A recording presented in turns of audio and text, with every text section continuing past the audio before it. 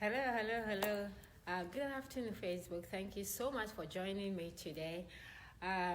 Last week, we were discussing 18 years of God faithfulness to me and my husband. And it was a very wonderful, wonderful, wonderful discussion. If you miss it, you can go back and listen to it. But today we want to continue because there's a lot of questions that came out that we couldn't answer, and a lot of things that people add to it that we want to really expand to it. But it's something that is not just for those of us who are married, but it's just for everybody, especially if you are single and you are trusting God to have a partner. This is some of the things that you really need to understand and know, so it will help you going forward, okay? Because this thing is partnership, and whoever you married will either break you or unbreak you. It is. So it's very, very important that we trust God, that we get the best partners that God can bless us with.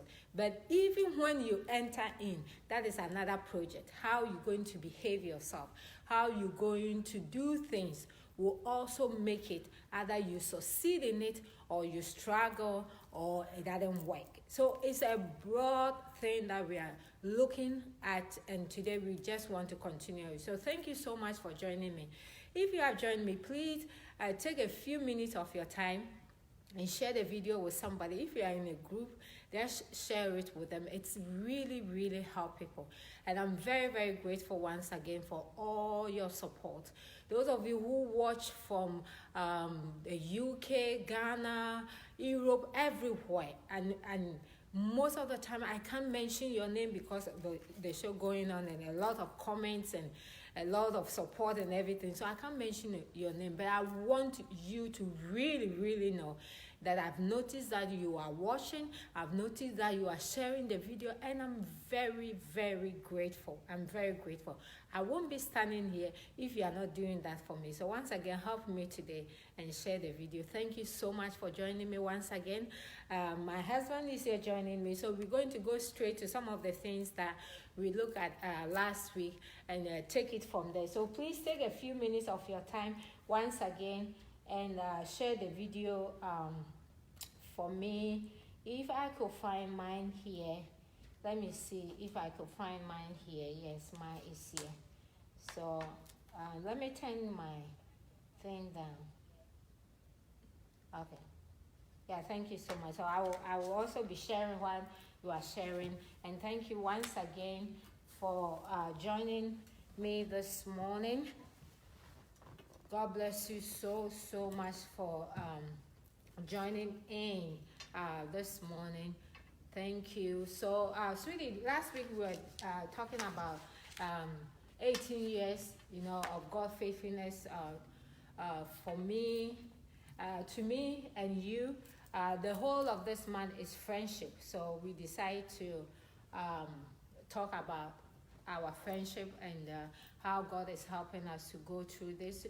We spoke about our personal views on marriage. We spoke about sacrifice, and one of the things that we didn't even have time to get to it, that today I think we will need to address it, so it will help, especially a lot of pastors who are in ministry, a lot of people who are in ministry, if we can just look at that one too.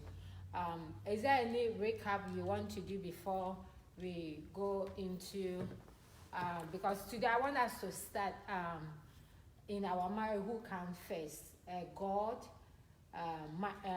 each other, family, or the church. I mean, who comes first in our life? So I think, once again, want to thank everybody for tuning in to watch again. Please share the video. Our aim is to reach as many people as we can and bless as many people as we can. These information are very important, very powerful. It can save a marriage, it can save a family, it can save a ministry. Yes. So please do us a huge favor by sharing the video. Share the video, share. Put it on various platforms that you belong to. Copy the link and put it on your WhatsApp link. And I believe as you do that, God will bless you. And then you'll be changing people's life. Yes. And people's life are not going to be the same again. Now, the question here is this. Who comes first when it comes to the strand of priority when you are married, and more so when you are in ministry? I believe that if the marriage is going to work, Psalm number 11 verse 3, it said, if the foundations be destroyed, what can the righteous do? Wow. If the foundations be destroyed, what can the righteous do? The righteous can do absolutely nothing. And so it's imperative and important that every marriage is built on that solid rock, which is Christ, which is God. So God is the creator. God is the originator of the institution of marriage. Okay. So if marriage is going to work, if marriage is going to succeed, if marriage is really, really going to be the way God intended to be, then the first and the topmost person that must come in the marriage relationship must be God. Why? Because if I love God and I fear God and I build my marriage on Christ and God, and I'm living by the word of God, the marriage will work. Okay. The reason why I will not abuse my wife, because I fear God. The reason why I will not cheat on my wife, because I fear God. The reason why I will not treat my wife anyhow is because I fear God. So when God is first in the marriage, when God is first in the relationship, everything falls in their proper perspective. Okay. So God first. Absolutely God first. And then number two, then the one I am married to must come in. Okay. Okay? So I have to prioritize my wife over everything else. Last week we said something, that if you go into the marriage with your personal self-agenda, Okay. you're going to fail. Wow. You must go into the marriage that the one God has given you to love. You must go into the marriage that the one God has given you as a spouse becomes your topmost priority to make the person fulfill their God-given destiny. Wow. And so if I put my wife second, apart from God, and my aim is to make this woman happy, my aim is to treat this woman the way God wants her to be treated, and I'm living to make this woman happy, and I'm showing her love, I'm respecting her, I'm honoring her, then the children will come. Because when she's happy and we are living together, we bring children into this, the family will do well. Then before your career and ministry. Okay. You know, some people put their God first and they say, well, I'm going to put ministry second. Listen, I believe ministry is very important. That's what the Bible makes us to understand. In the book of Titus chapter 3 and 1 Timothy chapter 3, the criteria and the qualification of who can be a bishop, who can be a deacon, a deaconess. It tells you if you can rule your home, then you're not qualified. Okay. So if I want to put my ministry before my family, then guess what? I'm going to be disqualified already. If I have a dysfunctional home, if I have a dysfunctional family, how can I be a good minister? How can I be a good example to want to lead people to serve God? So I believe that it has to be God. It has to be the spouse you are married to. Okay. Treat this woman very well. 1 Peter chapter 3, I believe verse 7. It said, treat your wife or the female as the weaker vessel, so your prayers will not be hindered. So if I don't want my prayers to be hindered, how I treat my wife will determine whether my prayers are heard or not. Oh, wow. And I'm sure the opposite will also be true. If the wife doesn't treat the husband very well, you can be the biggest hypocrite, praying, fasting, binding, and losing, and nothing will work because you are now treating your spouse the way he or she ought to be treated. Wow. Wow, that's good, very, very, very good. We are looking at 18 years of marriage and some of the things that have really helped us to still be able to sit here talking to you. and some of the things that we do. We are looking at who do you put first, God, family, each other. One of the things that personally I think that I believe that in life God give our life for us to share, and anytime you put it in you to make somebody happy, it makes you happy automatically. If everybody around you is happy because of the way you treat them, because of the way you handle them, automatically also make you a very, very happy person. You cannot just be happy and everybody around you is miserable. So the way you treat people around you will also help you personally. So if you and your husband, and you treat your husband is happy, automatically also make you a happy person. So it's very, very good. Of course, you have to put God first. Without him, I don't even know where we'll be going. So God have to be first, and a lot of men, let me say this this way, a lot of pastors' wives complain bitterly about their husband putting the church before them, and everything is church, and everything is church, and they don't even have time for their family. They don't have time for anything. And I believe that the church is the Lord. It's Christ who went to Calvary and died for the church. No man did that. And he have a way of sustaining his church. He have a way of taking care of his church.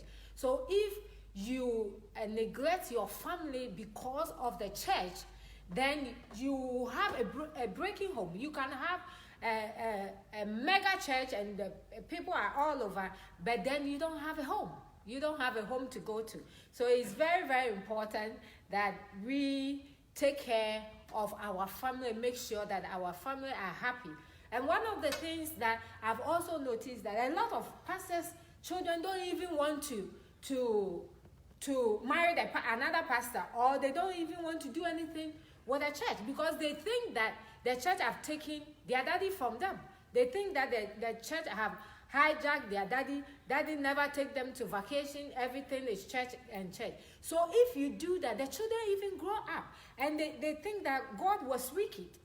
So we really have to try as much as possible to balance things when it comes to who we put first in our marital institution. I think the word is balance, because ministry is tough, ministry is hardworking, ministry is sacrifice. And so when you don't balance by doing an effective planning, under no circumstance should your children ever think or feel that you are the ministry is taking precedence over them. I make my children to understand that, listen, we have an assignment, we have been called to do this work, and the God that we're doing this thing to or for rewards us. Amen. And by the grace of God, they're doing excellent in school. The academics are good, grades are good in school and all of that. It all comes to planning. Usually, when we are ignorant, when we don't do an effective planning and we carry the burden as if it's our own ministry. Like Pastor Victoria rightly said right now, we didn't die for the church. Jesus died for the church. Number two, in Ephesians chapter 16 verse 18, he said, I will build my church and the gate of hell will not prevail against it. It is Jesus who does the building of the church. So we just have to avail ourselves, and make sure that we are doing what we are asked to do. When it's time for the family, we spend that time for the family, being a parent, being a dad, being a wife, being a husband, being a child. All those things are important. Because if you don't do that, you're going to neglect your responsibility. You're not parenting as you ought to parent.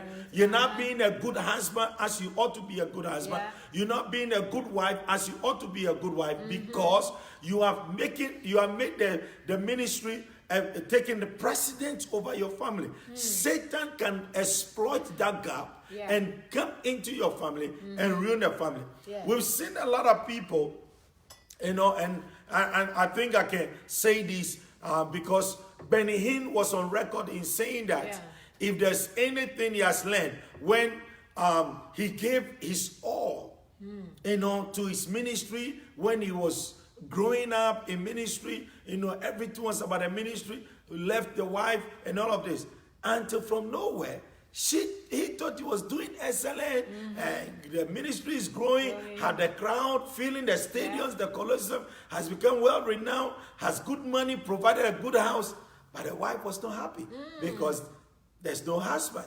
Wow. There's no husband. And so when they reconcile, he taught some of these things and said some of these things. And it's not just him. There are many ministries or men of God who have built mega excellent ministries. However, they've done that at the expense of their home, their family, their children.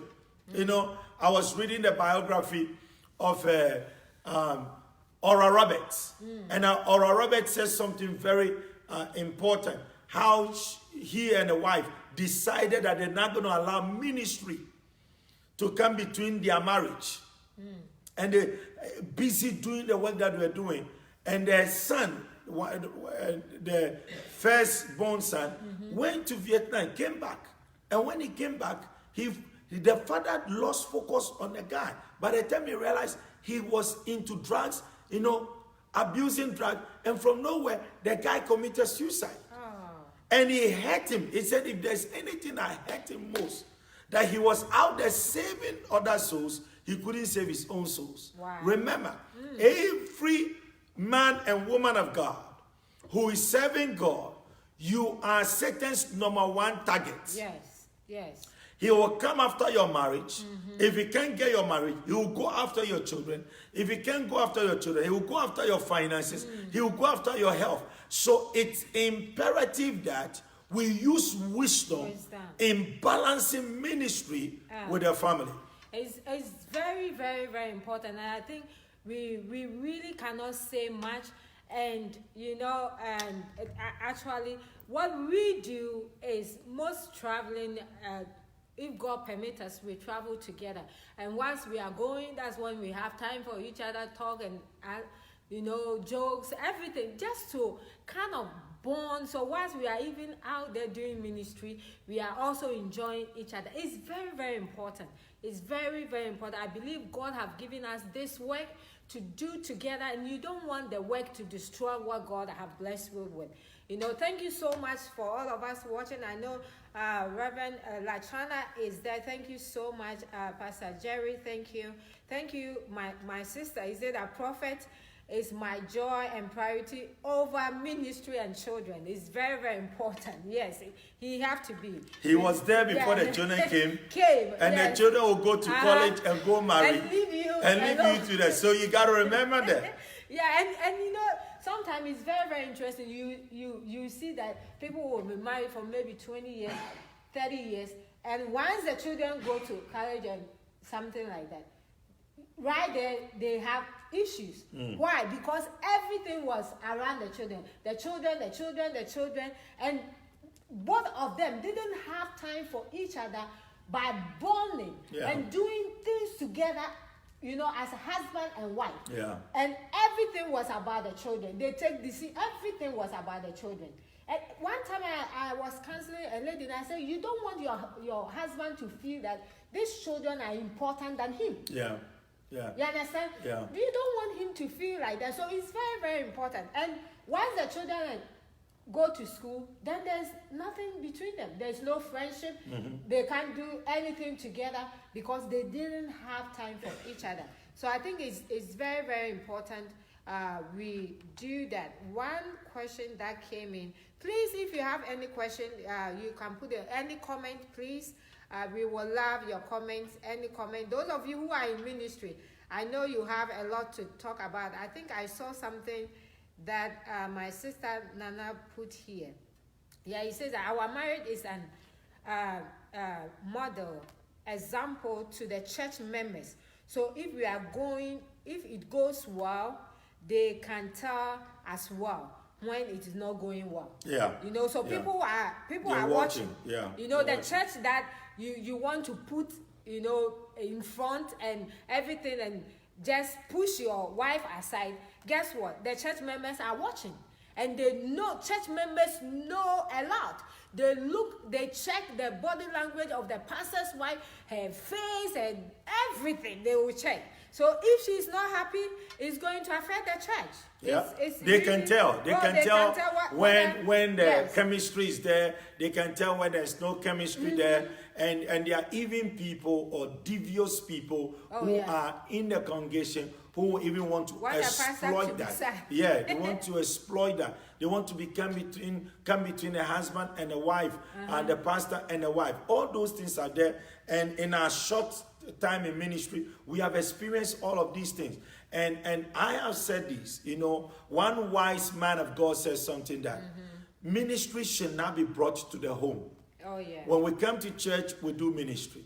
We do and discuss ministry issues in office, because some discussing choir issues in the house can create a confusion between husband and wife. A church member who behaves some kind of way, it can bring argument between a husband and wife. So can we talk about church issue when we are at church? And when we get home, it's just about us and the family, and God. Just leave church alone. Because if you begin to bring ministry home, then the stress of ministry, because ministry is very stressful. Yeah. That's the fact. Yes. It is very stressful. Managing human beings and leading people. And then you have a great adversary, Satan, an opposer, determined to oppose you and fighting you in any way. Is stressful. And the last thing you want to do is to bundle all those things and bring it to the house. You don't want that. Wow. So it's a wise thing to always do. Once I close the church and I'm going home, ministry is over. I still love my members. I'm praying for my members.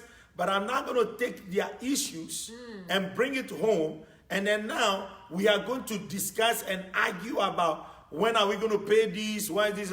Forget about that. Yeah. Jesus said he will build his church and the gates of hell will not prevail against it. If Jesus can build it, you can build it. Yes. Psalm 127 verse 1. It said, unless the Lord builds the city, they labor in vain, they that labor. That's true. Unless the Lord watch over the city, the watchman sits awake in vain. So if Jesus can do it, you can do anything about it. Yes. So I really want to encourage us, especially ministers, to really, really prioritize our family.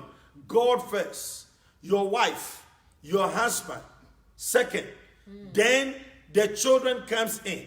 Before you put your career, if you're a career woman, we've seen, listen, I like watching Undercover Boss, all right? And one time I was watching these Undercover Boss, and I saw this multi-millionaire CEO of a company he built from scratch, and he was doing that with a daughter. And he was not trying to connect with the daughter. He was a divorcee, all right? And he says that if he had the opportunity to do it all over again, he would not build this company at the expense of his family and his marriage. Because at the end of the day, if you have all the millions stuck in your account and you don't have nobody to enjoy it with, you become very miserable. Very miserable. So those of us who are pursuing careers, pursuing ministry, pursuing money at the expense of your family, you think that when you get the money, you'll be happy. You think that you can use money. Sometimes when you watch these movies where multi-millionaires have built mansions, buy gadgets, jewelries, huge closet for their wives, and they expect their wives to be happy. You can't buy happiness with clothing and all those things. So they are surprised why their wives will cheat on them. Why, in the midst of all these things, their wife will still be whining and complaining. Now I remember I watched a movie where the woman looked straight into the husband. He said, I'm not looking for cars. I don't want it. I want you. Not a cars, not a lavish vacations and all of that. That you're not a private jet, not the Lamborghinis and the Bentleys and all these things, Rolls Royce. These are nice, beautiful things because some people like to marry to the status rather than the person. Oh, yeah. Okay? And that's not what some are looking for. Because these things are all meaningless if I can feel the real love that I can get from a human person. And I married you for that. Wow. So if you are denying me that, then what is it? I have the car, I have the big mansion, but I'm there, no human being to talk to. What is the joy in that? Yeah. So we have to be very careful, ladies and gentlemen, not to put these careers. And please don't misunderstand what we are trying to say. We're not in any way saying that we should become lazy and it's all about you wake up in the morning, oh honey, let's go sit at the beach, let's go to this place. No. We're talking about working hard, but not at the expense of your family. So there have to be a real wisdom at work where you have prioritized and planned your family very well. Yeah, very, very well. Thank you so much. Thank you, all of you, for watching. Please share the video. You know, I cannot mention all of you, your names, but I've noticed that you are watching. I'm very, very grateful that you are watching. My sister says that day and night, no discussion about church, children, and work. It's very, very important. Yeah, you don't date your wife and you take her to a nice place and you are just sitting down and now you are talking about the church and everything. I think that we really need to take care of each other when we go to those places. It just as I agree, 100% I agree. Please, if you have any comments, those of you who are watching, thank you so much for watching. I am very grateful here. Thank you so much for watching. God first, husband, and all those things. Another question that came in is, how do you guys handle life issue and challenges? How do you guys handle life issues and challenges? The challenges that comes and the life issues that come, how do we handle them together? Over to you. Number one, life is not a fanfare. Okay. Life is a warfare, and it is something that we all got to understand. You don't need to write a letter to the devil and say, oh dear devil, this is me, can you please come and attack me? 24/7 is looking for an opportunity to see how to attack you. Wow. All right, the Bible declares, I believe in 1 John chapter 5, verse 3 thereabout, where it says that the whole world lies in wickedness. Satan is roaring like a lion, seeking whom he may devour. That's the enemy we are dealing with. So the Bible said, be sober, be vigilant, for your enemy, your adversary, is roaring like a lion, seeking whom he may devour. So I believe that when life throws challenges at you, the first thing we do is to pray. Is to pray, yeah. Talk to God. Let God deal with this. You know, last week we said something that I want to reiterate again, that can we learn to deal with issues outside of ourselves? If myself and Pastor Victoria married for 18 years, I've told her I love her, I know she loves me, and when we are faced with a challenge, and here is the challenge is this water bottle, and we have to deal with it. We have to come together as husband and wife in love to deal with this issue. Yeah, okay. The reason why problems comes against us is to get under our skin and to cause us to clash our heads and create conflict, misunderstanding, where when most people can't handle it, they end up in, oh, I want divorce, oh, I don't want you no more, I don't want to marry. But how you deal with situations, the love bond, the understanding that you both have together, you put your strength together to attack this common enemy called the challenge, the problem. Is it a financial problem? Let's come together with love. Yeah. Okay? So the question here is this: what if one perceives that you are the one bringing the problem. Then that is where love comes in. Okay, if I love you and I think that your weakness has opened a door for the enemy to attack us, then I must find a way to help her to overcome that weakness. Okay. Remember, we are here to complement one another. She has her own strength and her weaknesses. I have my strengths and my weaknesses. My strengths must complement her weaknesses. Amen. Her strength must be able to compensate for my weaknesses. And when that is going back and forth, Satan will be defeated. And remember, we are on one team. Yeah. If she loses, I lose. If I lose, she loses. Yeah. If she goes up, I'm going up. If we don't understand that, and last week I made a little bit comment about that the worst thing that can happen to a couple is when they enter into a mode of competition. When a husband and wife begin to compete against one another, and this one say, oh, I want to have my own money. This one to say, I want to have my own money. Oh, you got this. Me too, I want this. And we start competing, and we're not complementing each other, we create a bigger problem. Satan will exploit that, destroy us, and the marriage won't work. Wow. So how we deal with the problem? One, pray about it. Two, come together as a unit and do whatever you can not to allow the problem to spill over, to create a confusion between the two of you. That is how you manage conflict in a relationship. When you don't do that, that's why when we have to deal with our children, one child is not acting the way we want to act. The mother has one way of trying to address the issue. The dad also have one way of addressing the issue.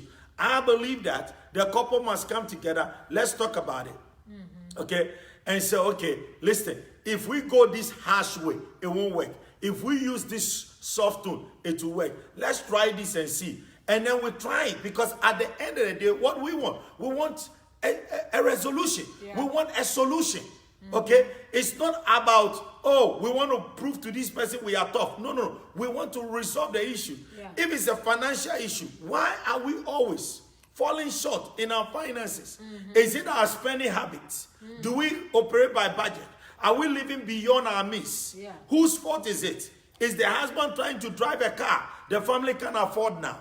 Is the wife trying to wear clothing that the family can afford now? We all have one money on this thing. So can we sit down and honestly talk about the issues that we are dealing with and see how we can overcome it? If we don't do that, ladies and gentlemen, and we are dismissive, and we say, let's pray for God to give us more money, and we don't deal with the root cause of why we are always short of money. You know, there are some people, they have a lot of money flowing into their hands, but they can't account for the money. All right? Why? Because they are impulsive spenders, impulsive buyers, no budgets. They walk to the mall. Once money comes into their hands, it has to be spent. No savings culture.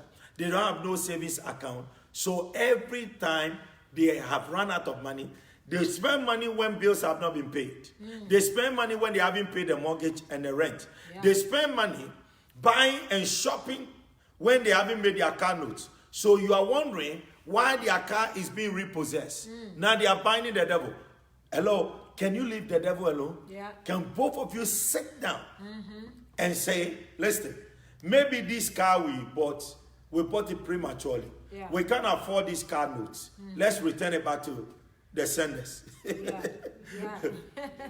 Maybe we're living in an apartment we can afford. Yeah. We're living in a house we can afford. The mortgage is beyond what we can handle. Humble yourself. Don't try to keep up with the Joneses. They don't care about you anyway. Yeah. Because if you keep going the way you are going to go bankrupt. And you're going to become a laughing stock. And at the end of the day, ladies and gentlemen, one of the causes of divorce in America today is financial stress. That's true. Financial stress. When you see couples arguing, it's about the money. Money. Yeah. Why did you buy that clothes when we haven't paid this? Oh, I needed to go to this function and I needed a clothes. All my clothes I did this thing. My friend, it is all money, money, money, money, money. And if you don't learn to face that demon through a realistic checkup of your expenditure, why are you spending that amount of money? You owe nobody nothing. If I can't afford to eat in a restaurant, let me sit in my house, eat my peanut butter, jelly sandwiches until I am able to go to a restaurant. If I can't afford going out to those fancy places like the Joneses does, you stay where you are. Life is in stages. Today, this is my state. I can be able to do what I can do now, but let me do it being happy. Oh, yes. Why should I stress myself trying to keep up with the Joneses? And yet when I come behind the scene, we are stressing, we are under tension, we are not even enjoying ourselves because we are trying to keep up with the Joneses. You are putting up a front that is not real of you. It's a hypocrisy. And that is why most of the time, when we hear about couples that seems to be doing so well out there, they put nice pictures on Facebook and they're smiling, doing all this thing. And then from nowhere, they're divorcing. What a shock. Oh, yeah. What a shock. Oh, I thought they were so happy. I thought they were so neat together. What is going on? Sometimes some of these little undergirding things that we overlook, that we don't take our time to consider. So, I hope I've answered that. Yeah, and more. Yeah, thank you so much. Please, those of you who are watching, thank you. I've noticed that you are watching. I know that you are there. If you have any comments, you can add it to it. And if you want to ask a question, you can ask. We are talking about how do we handle issues together. I think the best thing is what Bishop was saying, is to do it together, not like, okay, because you brought the problem, you have to handle it. I don't care.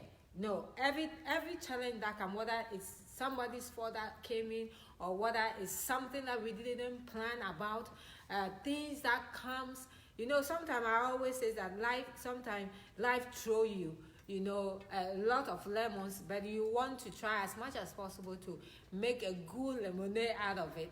But when those things come, and it's so much, because guess what? Everything that the devil will try to bring your way, remember one thing, the Bible says that all things work together. So God can use the same thing for a promotion. And the devil aim here is to destroy what you have. So if you and your husband are so the oneness that last week we spoke about, that is the agenda of the enemy, to destroy the power of the oneness you guys have. So every challenge that he's bringing your way, he's not bringing it because he loves you. He's bringing it to destroy what God has for you. Because once you guys are one in everything, in thoughts, in doing things together, in your prayer life, everything, the devil finds it very difficult to bring things in. So guess what? He will throw things at you. He will throw stones that sometimes it hits you and you lose your balance. I mean, you will fall. But make sure you don't stay there. Okay? There are things that will come your way that will be shocking. But make sure you are not staying there. Make sure you are not staying there. Pray yourself up again. Do it together, do it together, do it together. I've seen a lot of people who say that, oh, no, it's his problem. He brought it. He have to handle it. I don't care. Please, you care. That's why you are. Are we a team? If we are a team, then care. We are in it together. So we have to. Prophetess just it's a competition between husband and wife. It's like one person fighting themselves. Isn't that something? That's true, because the Bible says that in God's eyes, you guys are one. Yeah. In God's eyes, you guys are one. That's why. So it's like that, you are punching yourself in the face. So you are punching yourself your face. Isn't that craziness? Yes, it is. And if your husband brought a problem and you still even want to ignore because it's he who brought it and you don't want to join in and fight the fight, guess what? It's the same thing. You are in it. You are carrying the last name. Now, whoever you are. Now I'm crappy, whether I like it or not. I'm crappy. So if the crappy brought it, you know, sometimes when he's doing something, I look at him and say, please don't go and bring anything to us because I am carrying the name.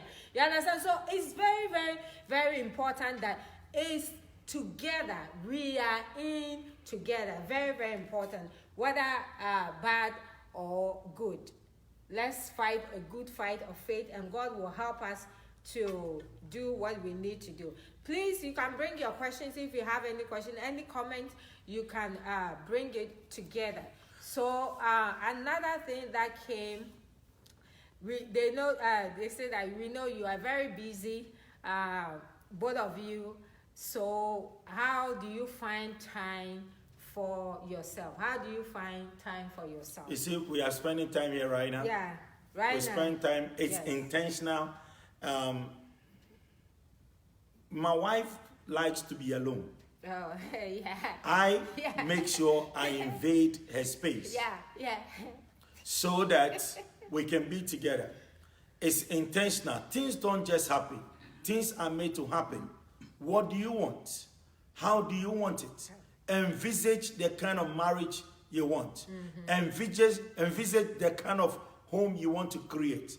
Envisage how do you want your relationship with your children. Be very intentional. Be very intentional. What you want is what you're going to have. So create it. Make time. Everybody have time for the things they prioritize. Yeah. Anywhere you want to be, you will make time to be there. Anything you want to do, Yeah. you will make time to do it. Listen, I don't care the most busiest person in life. Yeah. When they gotta go to the restroom, They go. they make time to go to the restroom because That's it. it's a necessity. If you don't, you're gonna have an accident. All right? If it's time to eat, you will make time to eat. You can try to hold it on, but when it's time for you to eat, you will Yeah. make time to eat. If you have to bathe, you make time to bath. So whatever is important to you and for you, Oh, yeah. you make the time to make it happen. So you cannot be too much busy not to eat. You cannot be too much busy not to breathe. Because if you stop breathing, you will die. Yeah. And if I want to live using my marriage, if I want my marriage to work, then I have to make time for my wife.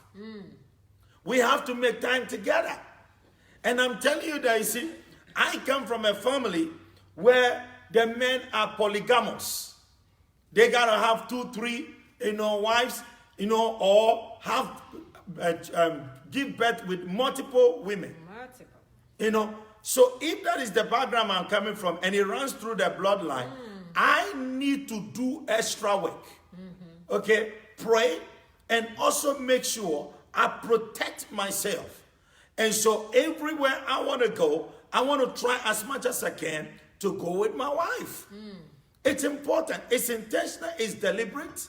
It protects me. It shows that. And then it bonds us together also. Yeah. We get to spend more time together. We understand each other's temperament. We understand each other person's life. We know when what I'm doing is annoying her. And she also knows when what she's doing is annoying me. And all of that. It's because we spend time, talk together, chat, and do all of that. So you have to be intentional. So to answer that question, we make it our priority to spend time together. Yeah, it's very important. It's funny he mentioned it that I want my space. That I think it comes from my background growing up. How I was brought up. But I'm telling you, my husband have made me change a lot of things. And I'm still learning and everything. But having time, you have to be intentional, as he said. You really have to be intentional. I believe that everything you believe in, everything you love, you will have time for it. Sometimes people ask me, oh, I know you are busy, that's why they didn't call you. I said, no, I'm busy for what? I'm busy because you are in there. So if you need help, I have to drop everything I'm doing because you are important. So everything that is important, to you, you have to have time for it. And sometimes you really, really have to plan. You plan it very, very well to make sure. Now I've decided to take Monday off. I'm off on Mondays. I'm not coming to the office. I'm not coming to the church. I am home. I'm off. And I tried to put him yesterday. I told him he messed my day up because he came to the church to do some things. It needed to be done though. But because I've decided, okay, Monday I'm taking off, and at least we can go and have breakfast, we can go and have something. When he was not there, I stayed home throughout. But anyway, I rested, but he still messed up my day up, So I apologize and I'll make it up. You have to try as much as possible to have time for each other and to take time for each other. Is very, very important. Mama Caroline says that don't use somebody yardstick to measure your marriage. Work together to overcome any obstacles. It's very, very important. It's very important. Thank you so much for watching, all of you for watching. Thank you. I'm very, very grateful that we are all watching. Men in ministry, please have time for your wife. Please have time for your wife. I've met a lot of wives that complain when they come to ministry. Please have time for your wife and trust God to get your wife involved in whatever you are doing, because if she feels that she's part of what you are doing, she won't feel that you are doing it and she is alone. So do it together. That's the time spent. If you have to go and visit somebody, go with your wife. Once you are in the car, you are talking. You are discussing things. If you have to go and shop for the church, go with your wife. Do things together, so at least she won't feel that always you are there and she alone and always you are there. Have time, create time is very, very important. We all do that. Very, very important. Any comment, please? We will take any comment. And another question that came in, does ministry or church come between you two? Does ministry or church and church? And you answer that. That ministry and church come. Yes, it does. It does. It comes between. You have to make sure that you set boundaries, okay? Because ministry can come in, church members can come in. Church members sometimes even create problems for you guys, that you want to try as much as possible not to let it a problem. When it's a problem, you solve it in the church, you go home. That is the church. That wasn't for the two of you. So try as much as possible not to bring the burdens and all the things that happen into your marriage. Try to separate them. So of course, it will try to come in.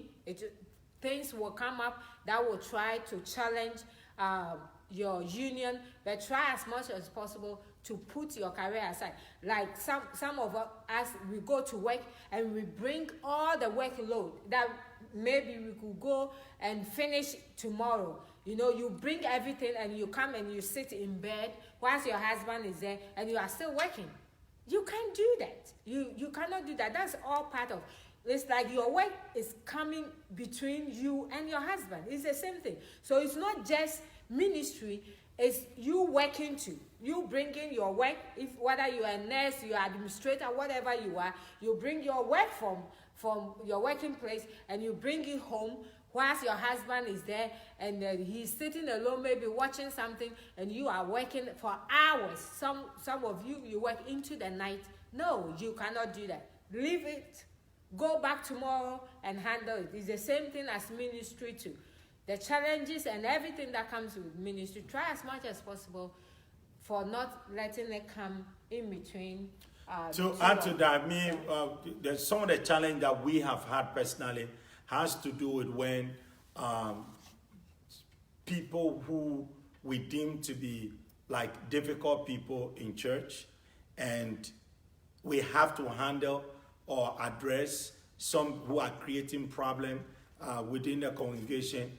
And I have one way that I think we should address it, and then she has another way to address it. And we seem not to agree on how to address it.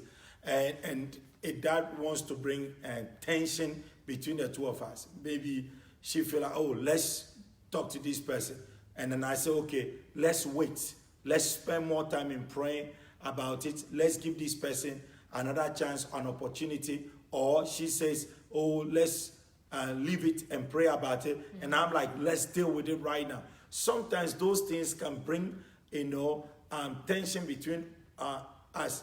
She's adamant about how she feels about it. I'm also adamant about how I feel about it. But how we have resolved those issues, I'm the head here.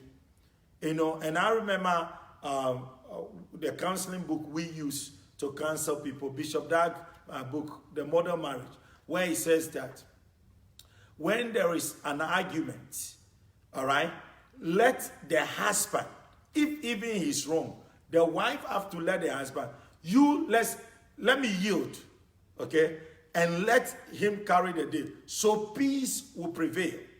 And usually, and I can use myself as an example, I'm not prideful when I am wrong to admit I am wrong. If, for instance, the two of us have differing opinion about how to approach a particular issue, and I prevail, and then later on I realize that my method was wrong, okay, I am quick to come back and say, sweetie, I'm sorry that I didn't listen to you. I felt so strong about what I feel. Her friend, Pastor Jay Moba, she says she wants to come on the show. She wants us to do why men don't listen. Yeah. That's the subject she wants us to do. So we are waiting for her to come and then we'll treat it. I said, I will sit down and listen. So she will tell us why men don't listen. But basically, that has been the issue. And there have been many times too when I've been right, when she has been wrong. But those things are bring a big tension between us. But how you resolve that, here is this. Let the head prevail. Let the head prevail. If even the head is wrong, let him prevail. Because at the end of the day, he is the head. If you are going to drag it, it's going to escalate and become something more than the issue you are dealing with. Let's say we are talking about this water bottle.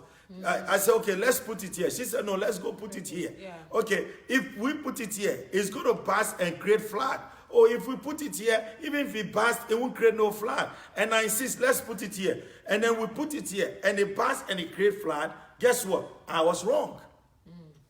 But if I'm insisting, and she's also insisting, and because of that, and then now emotions are intense, oh, you don't respect me, blah, blah, blah, blah, then it escalates. It's no more about the water. It has become between me and you now. Then guess what? Satan is sitting there watching us and laughing. Look at the pastors. Look at how they are fighting among themselves. And they are telling people to live their marriage well.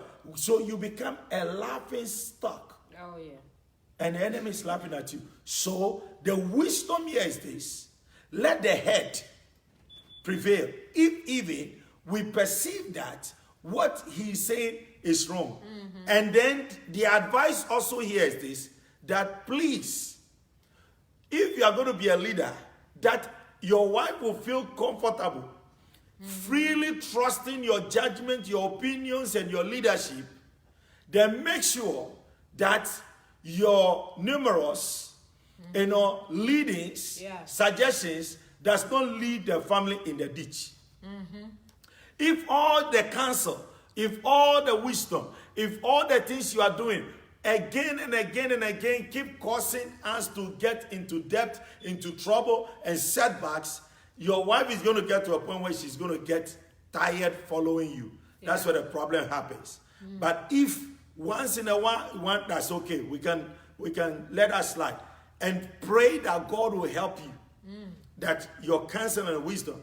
One day I told Pastor Victoria, I said, since we've been in this country 18 years now, by the grace of God, I have led us by the leading of the Holy Spirit to get to where we are.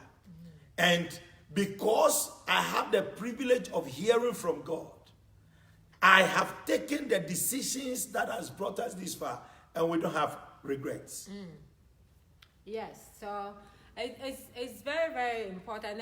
And as Bishop said, you see, the Bible says that the man is the head of the family.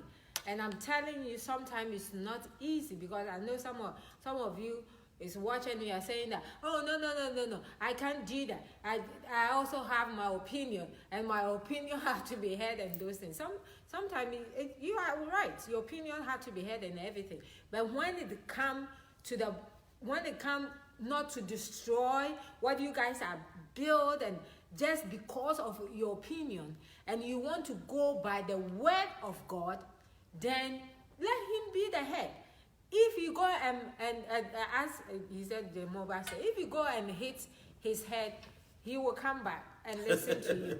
But just let it go. Sometimes it's not easy. But you see, the truth also here is this, that when we bonded and we trust each other, for instance, I've gotten to a point where I trust the counsel of my wife, and over the years, that counsels that she's giving, at the time it didn't make sense, but invariably it had made sense, because women operate by intuition, and sometimes they can intuitively pick some things up that may not be obvious. Okay, and when especially a praying spiritual woman who has the Spirit of God in them, when they perceive things and pick things up, you better believe. And see, women, as much as we are spiritual, we pray and we hear from God, we also are very analytical. We use our head, want to analyze, and when it doesn't make sense to the physical eye, the mind, we tend to have struggle in accepting it. And that can be challenging. A woman may not be able to explain to you reasonably why she thinks that this thing won't work, but she just know it. She just know this thing, it won't work. Or this thing will create a problem. Or this thing we are going to do, this is what's going to happen. Because intuitively they can tell. And when you are trying to find, give me step by step, fact by fact, why you think it won't work, they may not necessarily be able to tell you that. Wow. And so you have to come to a place where you have worked and been with your wife so much that you trust her judgment and begin to accept her judgment. Wow. Any questions, please? We are almost over here. If you have questions, you have a comment, continue to share the video with somebody. It will help. These are tips that it will help you, whether you are in marriage or you are not in there. It will really, really help you. If you are courting, if you are in a relationship, wherever you are, it's something that you can take something out of it. And one thing too, that you see, this thing is about learning every day. Learning every day. You don't know enough. You don't know enough, so it's good that you learn and learn and learn and learn. 30, I've seen some of my spiritual fathers that have been married for a long time, 30-something years, they still go to marriage conferences, learning to better themselves, to make their marriage stronger and stronger again. So it's very, very important we do things together. But as the Bishop says, once you really trust, I think the trust aspect is very, very important here. If you trust that whatever advice your husband is giving, or whatever advice your wife is giving, is not to disrespect you or not to trash what you are saying, but is in a good mind, just to make things work. Sometimes it's easier to just yield and say, what, let's go for this, because I've known that you have always lead, you have always done things, and that's what is making us who we are. So it's very, very good to yield and to do it together in love and everything. What about I think we can take this last one. We're almost done here. Do you think your wife, because this came from that one, do you think your wife is very secure when it comes to between the two of you? How much secure you think your wife is?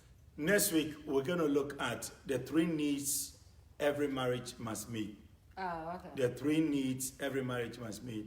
And one of them is security. Okay. And security here, like I'm saying, it's not just about money.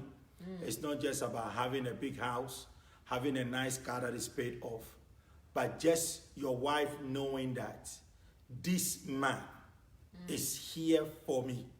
Wow. And not for no other person. Not for his extended family. Doesn't put, and again, it comes to priority. Yeah. If my wife feels that the church is more important than her, and I've said it here several times, I fear God. I don't want to go stand before God and God tells me, oh, you had all this mega church. But then your number one ministry, you fail in it. Wow. Your marriage, your home. So, I in my heart of hearts, I don't have no side chick. I don't think about no side chick. Wow. I don't intend of having any. And so, she's all I got. And I make her know that. And I literally harass her. I want her to know that, yes, you are all I got. You are all I want. I want to be with you. I want you to understand that you are for me. I don't know if I answered that question because I didn't understand the question. No, this came from actually a first lady, because most of the challenge pastor's wife have, and that's why I keep on saying, have time with your wife, have time with your wife will be so, because of the inboxes I get. Most of the challenges has been that they think that whoever, either some of the church members or whatever, like the pastor give more attention, to some individuals, and they don't even get the same attention home. You understand? So they feel like they are not maybe 100% secure, but and that's a very immature way of behavior. And okay. Please, yeah. I was guilty of this in the past. And usually when you are young in ministry and you are naive in ministry, where you think that, I need the people. And listen, I'm telling you, I don't care how much your church members love you. Any of them can walk out on you at any day, any time, any second without warning. Wow. Your wife can do that. Your husband can do that.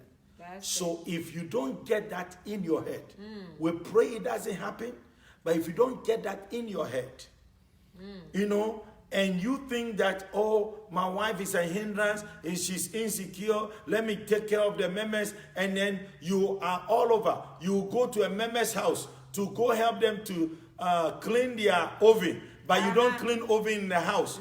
You go to your member's house to take their children to the hospital, but you will not help your wife to take your own children to the hospital. You are being a hypocrite. You're not doing God's work. You are just being a hypocrite. What you will not do to your family, you should not go and do for somebody else. Yes. Whatever you see me doing for church members, I do the same for my family. If you see me loving my church members, it's because I love my family. Because as I want happen for my family, it's what I do for my members. But if I'm showing more love, and that's why a pastor's wife will react. Yeah. So you can be this nice and complimenting people's clothing, people's hair, and people's beauty.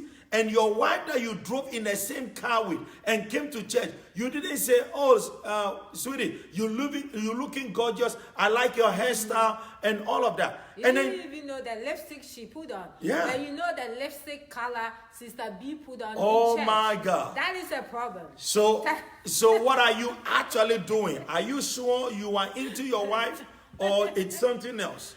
And when we perceive that, or your wife perceive that, and women can tell. More attention. Yes, women can tell if they think that you are having some kind of, immoral motive towards a particular person. Okay? And when you make your wife feel very secured in your marriage and your relationship, she's never going to be apprehended when she sees you, paying attention to a church member who needs that attention, counseling a church member, and I'm talking about a female church member when a person needs to, In my office, my wife can walk in there any day, anytime. Because I have nothing to hide. Yeah. And there's nothing, exclusively that we are talking about. Of course, there is an issue of confidentiality when some issues come to my office and they want to talk to me exclusively. Fine, we'll talk about it. However, there's nothing that I'm doing in my office that my wife can come in anytime she wants. Yeah, and sometimes when I meet some of my first ladies, this is how I live my life, and this is how I live my my married life in the ministry and everything. I believe that people come to church because of their pastor. Okay, the Bible says that God will give them a pastor of his own heart. So everybody that walk in church is coming to church because of their pastor. They are not coming to church because of the first lady. They are not coming to you. Okay, so you don't want to compete in that aspect. Why are they saying all the hellos to pastor and they are not saying hello to you? Please, just understand. They are coming to church for their pastor. But the issue is when the pastor don't do what he have to do home. That's where the insecurity comes in. Yeah. You understand? But for me, I say that, hey, they are coming to church, they are coming for their pastor. After all, church is what? 3 hours, 2 hours. I have this man, I live with him 24/7. Everything I need, he will give it to me. So the 3 hours or the 2 hours, members want to also have their pastor. Why should I, feel like, oh, no, you can't stand there and talk to him or something like that. Please, after service, I went straight to my office. And sweetie, sometimes, and we also have to say this, we have some crazy nuts who comes to church and all their focus and their attention is to pick on the first lady. Oh, yes. The first lady doesn't need to do anything, just the fact. And that's why we believe. You are sitting there. And sweetie, that's why we believe strongly that, you see, to be a pastor's wife is a calling. It is. You have to be called for it. You have to have grace, because sometimes by virtue of the position, because the number one comforter of the pastor is the first lady. And if they can pick up on the first lady, and sometimes people who want to fight the pastor and they can't fight the pastor, they pick up on the pastor's wife. If we can pick up on the pastor's wife, we invariably get the attention of the pastor. So they just come to want to disrespect the pastor, the pastor's wife. So they see the pastor's wife, they won't greet the pastor's wife. They will give the pastor's wife attitude. They will roll eyes at the pastor's wife. Listen, you are a demon, and we rebuke that spirit in you and off from you. And we pray that you get born again and again. God. If that is who you are, stop it. Because you have become an agent of the enemy and you are creating confusion. Same people are the ones who go spreading rumors, starting and bearing tales which are untrue about the first lady, and even some of the people they think that are close to the first lady. Oh, yeah. Please stop and desist from doing that, because what you are doing, you are hurting the church of Jesus Christ, and Jesus Christ will come after you. Not a person, not a person. Jesus Christ will come after you. On the pastor's wife, not a person. Please, you know yourself. I hope we are able to answer that question, because I know it was very something that eat all of us up. Actually, me sitting here, it eats me up too, because I'm first lady. So it's something that really eats us up. But we are trusting God that God will help us. And Bishop said, and this is what I've been saying. Our seat is a very interesting seat, and everybody wants to win the favor of the first lady, because they think that once they get the first lady, they will be able to get a man of God. So everybody wants to be your friend, but guess what? It's not everybody that can be your friend. And if you don't want to be everybody's friend, you are in trouble. If you are everybody's friend, you are in trouble. So you just have to trust God, because your seat is not just for you to come and sit in. It's a call. God have called you for your position. And guess what? It's God who put you there. Nobody can take you off. They can do whatever they want to do. Nobody can take you off. But trust the one who put us there. Let's continue to trust the one who put us in our chair. And I think it will be very good. Our uncle Charles Kwepi says that, Bishop, I've married for years successfully. However, learning from today's program. Thank you so much, What Uncle. a blessing. What a blessing. Thank you. Thank What a you so blessing. much. And thank you all for watching. My sister Nana, you are coming next 2 weeks. Next 2 weeks. We can't wait to have you, woman of God. We can't wait. It's exciting. Yeah. Nana Adade is going to join Praise us God. end of the month. And thank you so much for your support and everything. Thank you for all of you for watching. Thank you. I'm so grateful. I can't mention all your name, but I know Prophet you are Eric there. Prophet Akwesi Eric, Abrenya. yeah, is watching from England. Thank you so Pastor much. Kerry Fraser to you. Yeah, was there. Thank you, Uncle Charles from Canada. We are very Evelyn grateful. Yamua. Evelyn Yes. Yamua was there. Pastor Nana Yes. Adade. Evangelist Loretta, Prophetess Yeah. Dorothy Griffin. Solomon. Yeah. Beko. Oluwakemi, God bless you. Sandra Hammond. Happy birthday. Happy birthday, Sandra. God bless you. Yes. And then Uncle Charles was there. Yes. Of course, Abe Texan Creppy was there. The secretary was late today. Pastor Dan Nuba, God bless you. And then Gifty Samson. Pastor E. Bosma Asante, God bless you. We appreciate Kenyatta Harris, God bless you. And yes. Yeah, so thank you so much. A lot of people are watching, and we still even have 19 people watching as we are closing the show. So I'm very grateful, and thank you so much for joining me. So next week, this is what we're talking about. Next week, we're looking at 3 things for every married to that 3 must needs, be yeah. met. So things that will really help our marriage to have a wonderful one. We, by the grace of God, have had 18 years, and we thank God for the 18 years. We are looking forward for the next 18 years.